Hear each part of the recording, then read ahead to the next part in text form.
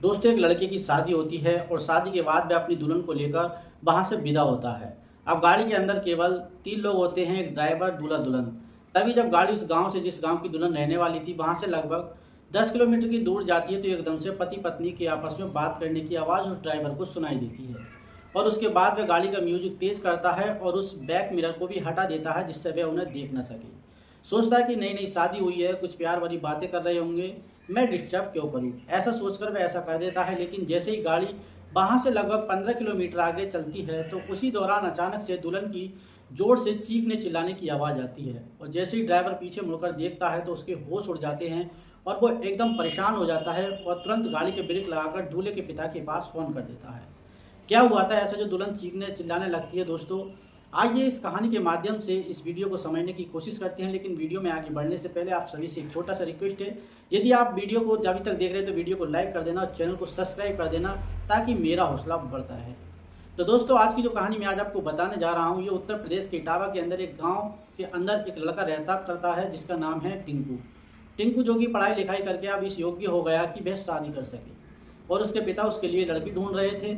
अब जो टिंकू है वह अपने दोस्तों के साथ घूमा फिरा करता था, क्योंकि माँ का बड़ा ही लाडला बेटा था। अब तो दोस्तों, जो उसके साथ घूमते थे दोस्त, तो जब वो पता चलता है कि भाई तेरे पिता तेरी शादी करा रहे हैं, तो पक्का पहले ही बोल देना कि दहेज में मुझे अपाची गाड़ी चाहिए।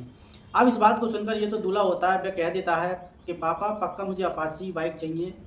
तो उसके पिता बोल देते हैं, बोले ठीक है, दहेज में अपाची चाहिए। अब उससे कहता है कि हाँ देख लेंगे बेटा, कोई बात नहीं है, तू अपना काम देख, जैसा हमें अच्छा लगेगा वैसा हम करेंगे। अब पिता ने एक बार तो बोल दिया था और उसके बाद बेटे को लग रहा था कि हाँ अपाची बाइक ही मिलेगी, और उसके बाद बड़ा ही खुश हो जाता है।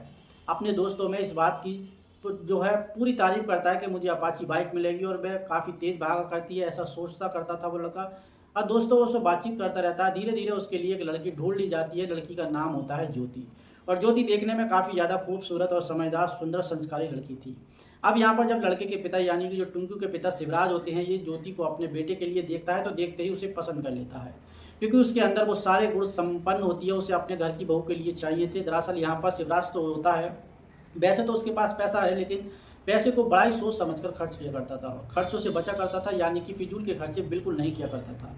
रुपया पैसा अच्छा खासा है, पुश्तैनी अच्छी खासी प्रॉपर्टी होती है, और इसी वजह से वह पुश्तैनी प्रॉपर्टी बची हुई है, क्योंकि यहाँ पर फिजूल खर्च 1 रुपया भी नहीं किया करता था। बड़े ही सोच समझकर अपने परिवार को चला रहा था। अब जब ये शादी की बात होने लगती है तो शिवराज को बहू बहुत ज़्यादा पसंद आ जाती है अपने बेटे के लिए, और उसके बाद वह इस बात के लिए हामी भर लेता है। अब हामी के भरने के बाद जो लड़का भी होता है, और लड़के के सामने जो पिता होते हैं वो कहने लगते हैं, देखो जी, लड़का तो अपाची बाइक की जिद कर रहा था, लेकिन फिर भी आपका जैसा मन करे वैसा कर लेना। यहाँ पर जो लड़की वाले होते हैं वह कहते हैं, आप चिंता मत करो, अगर अपाची बाइक कह रहा है तो अपाची बाइक ही दिला देंगे, कोई भी दिक्कत नहीं है। अब जो टिंकू होता है, सो तो वो बात पसंद आई जाती है कि मुझे तो अपाची चाहिए, और वह लड़का होता है बहुत खुश होता है, अपने दोस्तों में जो है सबसे कह देता है कि मुझे शादी में अपाची बाइक मिलने वाली है। इस बात को सुनकर उसके दोस्त होते हैं, वो कहते हैं चलो अच्छा भाई, अपाची बाइक तुझे मिल जाएगी तो हम भी थोड़ा बहुत चला लिया फिर करेंगे। तो उसे ऐसा करते करते धीरे धीरे करके अब शादी की तैयारियां होने लगती हैं, और एक दिन शादी का आ ही जाता है, जिस दिन शादी होने वाली होती है। टिंकू अपने सभी दोस्तों को अपनी बारात में लेकर वहां से सीधा उस जगह पर चला जाता है जहां पर उसकी शादी हो रही थी।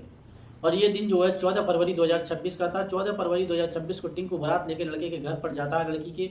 वहां पर जाकर शादी का प्रोग्राम आगे बढ़ने लगता है। लेकिन जब शादी का प्रोग्राम आगे बढ़ रहा था और उसको लड़के को खाने के लिए ले जा रहा था, तो उसी समय ये लड़का जो उसका दोस्त था वो उससे आकर बताता है कि यार तू तो कह रहा था कि तुझे अपाची बाइक मिलने वाली है, लेकिन यहाँ पे तो बाइक वाइक कुछ नहीं है, यहाँ पर साइकिल है। अब इस बात को सुनकर दूल्हा है वो हैरान हो जाता है, कहता है कि अरे नहीं, तू झूठ बोल रहा है। उसके बाद उसका जो दोस्त होता है वह कहता है कि ठीक है, मैं देख कर आता हूँ। अब जो उसका दूसरा दोस्त होता है वह जाकर देखता है तो वहाँ पर एक साइकिल खड़ी होती है रेंजर, जिसके बारे में वो दोस्त बता रहा था। अब दोस्तों उससे मिलने वाली थी। अब टिंकू जो होता है इस बात से नाराज होता था और खाना नहीं खाता है, खाने को फेंक कर इधर उधर करने लगता है। और जैसे ही उसका पिता शिवराज उसे ऐसा करते हुए देखता है तो उसके बाद वो वहाँ पर आता है और कहने लगता है कि बेटा क्या कर रहे हो। यहाँ पर जो बेटा है वो कहता है कि पिताजी मुझे अपाची बाइक नहीं मिल रही है, अब मुझे जो है साइकिल दे रहे हैं ये लोग। अब इस बात को सुनकर जो पिता होते हैं वे अपने बेटे को समझाते हैं, कहते हैं कोई बात नहीं है बेटा, जो भी दे रहा है उनको ले लेते हैं हम, अगर ऐसी कोई बात होगी तो मैं देखा जाएगा, मैं तुम्हें जो है अच्छी सी गाड़ी निकलवा दूंगा, कोई दिक्कत नहीं है। लेकिन टिंकू मानने के लिए तैयार नहीं होता है और बहुत ही नाराज सा हो जाता है। तभी जो पिता होता है वह उससे कहता है कि नहीं बेटा, ऐसा नहीं किया करते। अब तू शादी कर ले और बाद में देखा जाएगा, बाद में तुम्हें सब कुछ पता चल जाएगा। अब इस बात को सुनकर जो बेटा होता है वो शादी करने से मना करने लगता है, लेकिन तभी पिताजी को गुस्सा आता है और वह 2 झापड़ अपने बेटे को वहीं पर रख देते हैं। अब जैसे ही उसे 2 झापड़ लगते हैं तो उसके बाद टिंकू चुप रह जाता है। उस काम को करने के लिए, यानी कि उस शादी को करने के लिए मन ही मन बहुत ज़्यादा गुस्सा रहता है अपने पिता से और अपने आप से भी। कहीं ना कहीं इसके बाद धीरे धीरे वो शादी जो है संपन्न हो जाती है। वो शादी संपन्न होने के बाद उस साइकिल का और जो सामान था दहेज वो सारा कुछ दे दिया जाता है और नगद जो है वो गाड़ी की नगदाश दे दी जाती है उसके पिताजी को। अब वो गाड़ी में बिठाया जाता है और वहाँ पर उस डोली का ड्राइवर होता है, यानी कि जो कार का ड्राइवर होता है दूल्हा दुल्हन को उसकी डोली की गाड़ी कहते हैं ना, कि वो घर ले जाने के लिए धीमे धीमे आराम से निकल पड़ता है ताकि कोई दिक्कत ना हो सके। तो दोस्तों, टिंकू है वह अपनी दुल्हन के साथ पीछे बैठा हुआ था, ड्राइवर आगे बैठा हुआ था और कोई नहीं इस गाड़ी में था। शायद टिंकू नाराज हो गया था, इसी वजह से कोई नहीं था, तो इसलिए वहाँ पर जो टिंकू होता है वह अपनी दुल्हन के साथ अब सफ़र तय करने लगता है और ड्राइवर भी गाड़ी को धीरे धीरे चलाने लगता है। अब जैसे ही ड्राइवर गाड़ी को उस गाँव से लगभग 15 किलोमीटर दूर ले जाता है तो उसी दौरान अचानक से जो टिंकू है वह अपनी पत्नी से, नई नवेली पत्नी से बात करने लगता है और कहने लगता है कि तुम्हारे पिता ने ये अब अच्छा नहीं किया है, बहुत बुरा किया है। अब इस बात को सुनकर जो नई नवेली पत्नी ज्योति है वह उसकी तरफ देखती है और कहने लगती है कि ऐसा क्या कर दिया मेरे पिताजी ने। तो उसके बाद जो टिंकू है वो कहने लगता है कि अपाची बाइक के लिए बोला था, लेकिन मुझे तो साइकिल दी है, वो भी रेंजर। अब इन दोनों के बीच में वार्तालाप हो रहे थे। उसी समय जो ड्राइवर होता है एकदम से देखता है कि ये दोनों बात कर रहे हैं, शायद नई शादी हुई है। इससे म्यूजिक की आवाज़ को थोड़ा तेज़ कर देता है और शीशे को भी हटा लेता है, क्योंकि लगता है डोली वगैरह काम कर लिया करता है। उसी समय पता था कि दूल्हा दुल्हन एक दूसरे से गाड़ी के अंदर भी कुछ ऐसा वैसा कर लिया करते हैं, तो इसी वजह से जो ड्राइवर होता है वह शीशे को हटाकर म्यूजिक तेज़ करके गाड़ी को चलाने लगता है। लेकिन तभी अचानक से यहाँ पर जो दूल्हा होता है वह कुछ ऐसा कर देता है जिसके जरिए दुल्हन की बहुत ज़ोर से चीख निकल जाती है। जिसके बाद जैसे ही ड्राइवर पीछे मुड़कर देखता है तो एकदम से गाड़ी की ब्रेक लगाता है, क्योंकि दुल्हन के चेहरे पर बहुत ज़्यादा खून आया था। इस बात को देखकर वह गाड़ी को रोक देता है और फ़ौरन से कांपते हाथों से लड़का जो होता है टिंकू उसके पिताजी शिवराज के पास फ़ोन मिलाता है। शिवराज की गाड़ी की दूर नहीं थे, नज़दीकी थे, और जैसे ही शिवराज अपनी गाड़ी को लेकर यहाँ पर आते हैं तो दुल्हन का चेहरा देखते हैं तो उसे अपने बेटे को बहुत ज़ोर से गुस्सा आता है और वह 2 झापड़ जोरदार दूल्हे को लगा देते हैं। फिर से अब जो दूल्हा होता है उसके अंदर और भी ज़्यादा गुस्सा बन जाता है और उसके बाद जो शिवराज होता है सबसे पहले नई नवेली दुल्हन को हॉस्पिटल ले जाता है और वहाँ पर जाकर सब डॉक्टर साहब पूछते हैं कि इस तरह से नई नवेली दुल्हन का सर कैसे फूट गया। तो इसके बाद वो कहते हैं कि डॉक्टर साहब ऐसा है कि पता नहीं गाड़ी की एक साथ ब्रेक लग गई और उसके बाद से ये सर आगे पड़ गया, जिसकी वजह से इसमें काफ़ी ब्लड आने लगा। ऐसी वैसी बात नहीं है। तो डॉक्टर साहब होते हैं उसका ट्रीटमेंट करते हैं और ट्रीटमेंट करने के बाद जो दूल्हा होता है फिर से अपनी दुल्हन ज्योति को लेकर अपने घर जाता है। लेकिन घर जाने के बाद जैसे ही सुहागरात का समय आता है तो सुहागरात से पहले ही दूल्हा होता है वह एक कमरे में होता है और अचानक से वहाँ से एक कुर्सी की टूटने की आवाज़ आती है।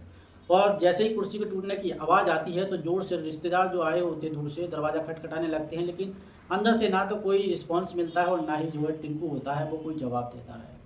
इसके बाद लोग जब ये देखते हैं कि अंदर दूल्हे और उसके बाद दरवाज़ा तोड़ते हैं, तो जैसे ही दरवाज़ा तोड़ते हैं तो वहाँ पर जो देखते हैं उसे देखकर सभी परिवार वालों में अफरा तफरी का माहौल हो जाता है, क्योंकि जहाँ पर जो टिंकू होता है उसके हाथ में एक साड़ी है और जो ये कुर्सी है ये पूरी तरह टूटी पड़ी है और सादा साड़ी की एक साइड को उसने अपनी गर्दन में लपेट रखा है। ऊपर पंखा था और पंखा भी हिलता हुआ दिखाई देता है। इस बात को देखकर वह लोग समझ गए थे कि शायद टिंकू अपने आप को इस दुनिया से विदा करना चाहता है।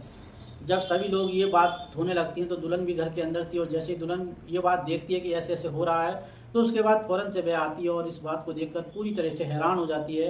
इधर यहाँ पर ये बात शिवराज को पता चलती है तो शिवराज वहाँ पर आता है और उसके बाद जब टिंकू से पूछा जाता है कि तुम ऐसा क्यों कर रहे थे, तो उसके बाद टिंकू एक ही बात कहता है कि मुझे अपनी अपाची बाइक नहीं दिलाई है, अब मैं ऐसी शादी में मुझे क्या फ़ायदा हुआ, मैं तो अपने आप को दुनिया से विदा कर रहा था। इस बात को सुनकर जो दुल्हन है वो पूरी तरह से हैरान हो जाती है, एकदम से अपने पति से कहने लगती है अगर आपको अपाची इतनी ही प्यारी है तो कोई बात नहीं है, ये लो, अपने जेवर उतार कर दे देती है और कहती है कि ये लो, इन जेवरों को बेचकर अपने लिए तुम अपाची बाइक खरीद लो।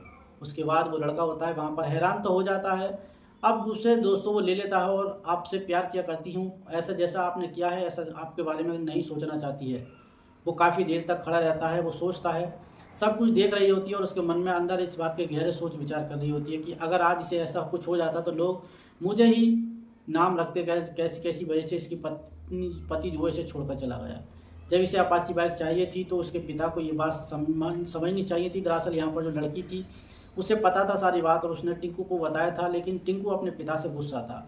ऊपर से उसे बाइक नहीं मिली थी जिस बाइक का उसने ढिढोरा बांधा था अपने दोस्तों में, और इस वजह से एकदम ये गलत कदम उठाने वाला था। दोस्तों, अपाची गाड़ी के बदले उसके बाप ने लड़की के पिता से नगद पैसे ले लिए थे और ये बात लड़के को नहीं बताई गई थी। इसके बाद में पिता से जब वो पूछता है तो उन्होंने कहा था कि हाँ, ऐसा करना, समधी जी से जो है कह देना, क्योंकि अपाची का जो खर्चा है वो काफ़ी ज़्यादा है और मुझे जो है नगद पैसे दे दो। तो उन्होंने केस जो है दे दिया था लड़के के पिताजी को और लड़के के पिताजी ने जो है कैश ले लिया था। ये इकलौता बेटा था, इसलिए वो गाड़ी उसे नहीं दिलाना चाहते थे। अब ये लड़की के पिता थे, कोई गलती नहीं थी, लेकिन इधर जो शिवराज होता है वह इन सभी बातों को सुन रहा था कि गाड़ी में ये बात हुई थी। क्योंकि उस टाइम पर जब उसने पूछा था अपने बेटे से तो बेटा तो कुछ भी नहीं बोला था, और जो दुल्हन होती है, दुल्हन बोलती है कि क्या वो तो अपने सर पर हाथ रखकर बैठी हुई थी। उसके बाद जो शिवराज है वो कहता है कि ठीक है, कोई बात नहीं है, जो भी हुआ होगा अब चलते हैं। उसे पता चल गया था कि बेटे की गलती है, लेकिन ये नहीं पता था कि क्या बात हुई थी। इसके बाद यहाँ पर जो दुल्हन होती है, जब सामने इन बातों को खोलती है कि जब आपको अपाची बाइक चाहिए थी तो आप ले लेते।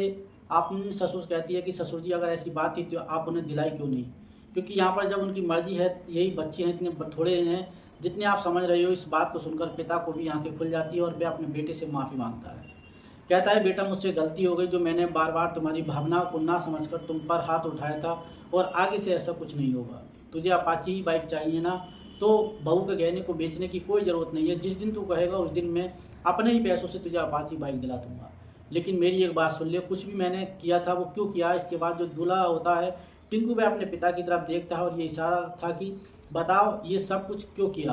तो यहाँ पर जो शिवराज है वो कहता है कि बेटा देखो, महंगाई का ज़माना है, हम लोग वैसे ही मिडिल क्लास हैं, लेकिन हमारे पास किसी भी चीज़ की कोई कमी नहीं है। उसका कारण केवल यही है कि हम लोग फिजूल के खर्चे को कम किया करते हैं और ज़रूरतों के खर्चे पर ध्यान दिया करते हैं। अगर हम अपाची बाइक लेंगे तो वह ज़्यादा तेल खाएगी और इसी तरीके से दिक्कत होगी। इसके खर्चे, सर्विस वगैरह, चार्ज वगैरह काफ़ी होंगे। इससे अच्छा हमने अपनी साइकिल लेने के बारे में सोचा। इसका तेल का खर्चा भी नहीं है और इसकी सर्विस भी कुछ इतनी नहीं है, उसे ठीक करवा सकते हो। अब जो बाइक थी वो दोस्तों इस तरीके से उनमें जो है बात होने लगती है। अब कहते हैं कि ये बाइक बहुत तेज़ भागती है और हमें खतरा है, तुम हमारे एक ही बेटे हो और हम तुमसे बेहद प्यार किया करते हैं।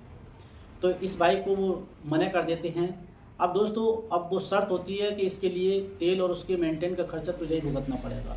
अब इस बात को सुनकर जो टिंकू होता है वह थोड़ी देर तक सोचता है और उसे भी महसूस होता है कि जो पिता है वो कह रहे हैं बिल्कुल सही कह रहे हैं। इसके बाद ये वो कहता है कि ठीक है पिताजी, गलती हो गई मुझसे और आगे से मैं ऐसा कोई भी कदम नहीं उठाऊंगा।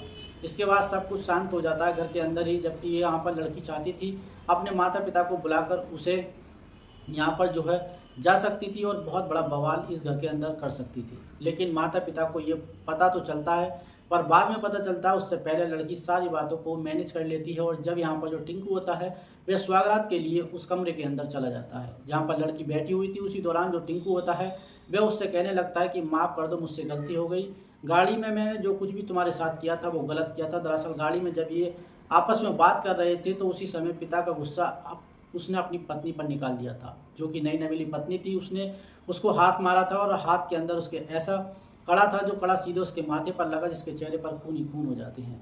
यहाँ पर जो लड़का होता है उससे माफ़ी मांगता है, लेकिन लड़की फिर भी उसे गले लगाकर कहती है, देखिए अगर आपको फिर भी अपाची बाइक चाहिए तो आप चिंता मत करो, मैं अपने पैसों से ही आपको अपाची दिला दूंगी, चाहे थोड़ा सा टाइम लग जाए, लेकिन आप इस ऐसा कदम उठाने के बारे में कभी मत सोचना।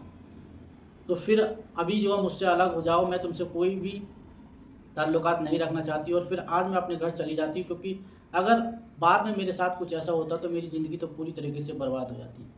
कौन होगा जो ऐसा इसका जिम्मेदार, मैं ये फैसला करती हूँ भाई, आज के बाद मैं ऐसा नहीं करूँगा, उसके बाद ही मैं आपके साथ सब कुछ करने के लिए तैयार हूँ। एक पति पति क्या करती है। तो इस बात को सुनकर जो टिंकू होता है वो कहता है कि कोई बात नहीं है, ये गलती हो गई और इसे पहली और आखिरी गलती समझकर मुझे माफ़ कर दो, आगे से ऐसा कुछ भी देखने को नहीं मिलेगा। इसके बाद टिंकू और उसकी पत्नी ज्योति उसी घर के अंदर अच्छी तरह से रहने लगते हैं और उस दिन के बाद आज तक उस परिवार के अंदर छोटी मोटी कहानी सुनी भी नहीं हुई है। कई महीने हो गए उनकी शादी को, लेकिन यहाँ पर जो ज्योति होती है वह इतनी समझदार है कि उसकी समझदारी को उसी दिन उसका ससुर समझ गया था कि जिस दिन उसने अपने जेवर निकाल कर दिए थे अपने पति के लिए, और वह महसूस कराया गया था इस बात को कि उसकी जो बहू है वो उसके बेटे की ज़िंदगी को आराम से व्यतीत कर देगी, और वो भी समझती है इन सभी चीज़ों को। यहाँ पर ये बात समझकर जो ससुर होता है वह उसे अपनी बेटी की तरह ट्रीट किया करता था, और जैसे ही खास सास और घर के अंदर सदस्य होते हैं वो भी उसे बहुत ही अच्छा माना करती है। यानी कि घर के अंदर वो चीज़ नहीं है जैसे हुआ करती थी, सास बहू एक अलग रोल होता है, वो दोनों एक दूसरे से चलाई करती हैं, चाहे अंदर ही अंदर बहू और ननंद और भाभी का ऐसा संबंध हुआ करता था, लेकिन यहाँ पर कुछ ऐसा नहीं था। सभी लोग एक दूसरे को बड़ा ही प्यार किया करते थे। वो परिवार खुशियों के साथ अपना जीवन को जी रहा था। इधर ये बात जब उसके मायके वालों को पता चलती है, यानी कि ज्योति के घर वालों को पता चलती है, तो उन लोगों को भी बहुत बुरा लगता है। लेकिन फिर भी वह समझते हैं कि चलो ठीक है, जो भी हुआ अच्छे के लिए हुआ। यहाँ पर जो लड़का टिंकू होता है, वह उसके बाद अपाची बाइक लेने से बिल्कुल साफ मना कर देता है। और जब उसके बाद दोस्तों कहते हैं कि भाई तू अपाची बाइक की बोल रहा था, अब देख तू सिंपल चला रहा है, साइकिल चला रहा है। उसके बाद उसके दोस्त उसे काफ़ी चिढ़ाया करते थे, कहते देख भाई अपाची का ज़्यादा खर्चा है, पिताजी ने बोल दिया है अपाची लेनी है तो मैं दिला तो दूंगा, लेकिन उसका सारा खर्च तुम्हें उठाना पड़ेगा। मैं जो है कहीं काम तो नहीं करता हूँ, उसका खर्चा कैसे उठाऊंगा। उसकी सर्विस होती है, काफ़ी ज़्यादा महंगी होती है। थोड़ी सी इधर उधर कोई छोटा मोटा एक्सीडेंट भी हो जाए तो उसके बाद बहुत महंगे खर्चे होते हैं। इसी तरीके से मेरे दिमाग में आ गई, बोले ठीक है, मेरे पिताजी ने मेरे हित के बारे में ही सोचा था और मैंने अपाची बाइक लेने से मना कर दिया। इसमें दिक्कत ही क्या है, ऐसा कहकर उन्हें टाल देता है। लेकिन कुछ दिनों का उसकी हंसी मनाते हैं उसके साथी जो होते हैं। अब वो लड़का चुप हो जाता है। दोस्तों यहाँ पर एक लड़के ने अपनी ज़िंदगी में एक ऐसा कदम उठाना चाहा, अगर उसे उठा लेता तो उसकी ज़िंदगी बचती ही नहीं। आप क्या कहना चाहते हो इस कहानी के बारे में? इसमें किसकी गलती है, किसकी गलती नहीं है? बहू ने जो किया था सही किया था या गलत किया था? कमेंट बॉक्स में अपनी प्रतिक्रिया जरूर दें। दोस्तों कहते हैं ना कि माँ बाप हमारे हित के बारे में सोचते हैं, वो हमारा बुरा कभी नहीं सोच सकते हैं। दोस्तों इस प्रकार की आज की कहानी आपको कैसी लगी, कमेंट बॉक्स में अपनी प्रतिक्रिया जरूर दें। मिलते हैं एक सच्ची घटनाक्रम के साथ, तब तक के लिए जय हिंद, वंदे मातरम।